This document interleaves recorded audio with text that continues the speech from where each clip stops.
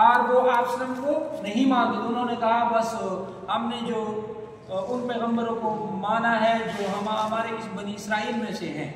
ٹھیک ہے جی, بس وہی ان پیغمبروں پر ایمان لانا ہمارے لیے کافی ہے, اس سے بڑھ کر ہم کسی اور پر ایمان لانے کے لیے تیار نہیں ہیں.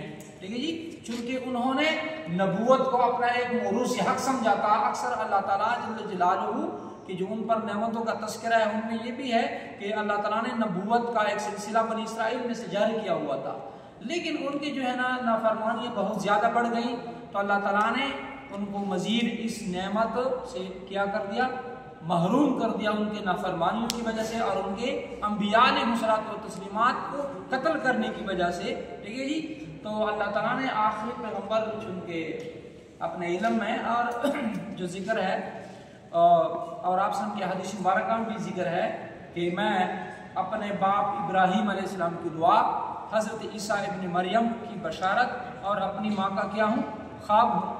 تو وہ تو آخری نبی تھا اور وہ عرب سے اس کا آنا تھا.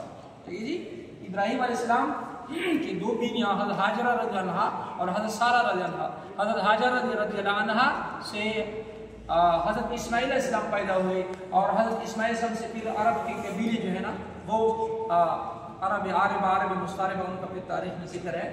ٹھیک ہے جی, تو یہ ان سے پیدا ہو گئے اور انہی میں سے پھر آپ صلی اللہ علیہ وسلم اللہ تعالیٰ کے پیغمبر ہو کر آئے. ٹھیک ہے جی, اور دوسری بیوی جو حضرت سارہ رضی اللہ عنہا تھی اسے حضرت اسحاق علیہ السلام اللہ تعالیٰ نے ابراہیم علیہ السلام کو دیا اور پھر اسحاق علیہ السلام سے یعقوب علیہ السلام پیدا ہوئے. پھر یعقوب علیہ السلام کی 4 شادیاں ہوئی ہیں, اپنے مام لابن کی 2 بیٹیاں اس کے نکاح میں تھی اور پھر ان کی جو بیویاں ہیں ہر ایک باندھی ہے وہ بھی انہوں نے ان کے ساتھ نکاح کروایا تھا اس کا.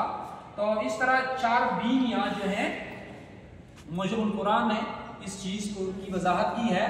تو اس میں یہ 4 بیویوں سے